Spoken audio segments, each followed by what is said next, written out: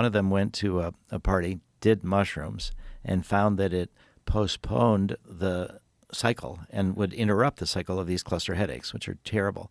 And so they contacted me, and they formed this group called Cluster Busters.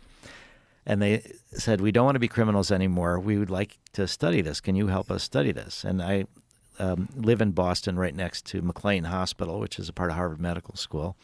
And I approached them and I said, would you want to study these people with cluster headaches? And they said, sure, this is really interesting. So they brought in all these people and checked their medical records and determined that this was really the case, that psilocybin and LSD blocked cluster headache cycle and postponed the next cycle. And so we did all this research, and then the next step would have been to actually give LSD or psilocybin to people with cluster headaches. And the people at Harvard, like, oh, Timothy Leary, he was here. We don't want to do this. God damn it, so, MK Ultra. All of that. They ruined it for everybody. Well, we're trying to get over that, but they did. And but then the people at Harvard said, well, we will do this LSD or psilocybin, but only if it's the last resort, only if everything else fails. So the scientists, Torsten Passy and John Halpern, decided that they would use a non-psychedelic version of LSD called bromo-LSD.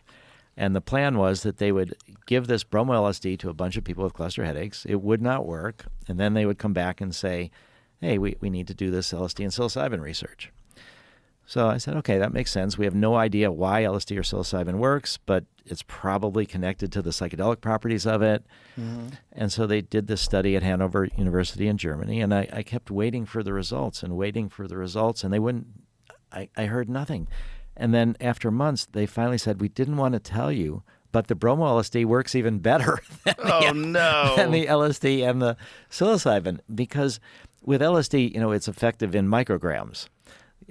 For psilocybin, you take 25 milligrams for a major trip. But with bromo-LSD, you can give large amounts of it because you're not getting high. And whatever it does, it's still a mystery what it does in the brain, but it works better. You just flood the brain. So that's actually a good example of a non-psychedelic psychedelic for a physiological problem that could make sense as a medicine.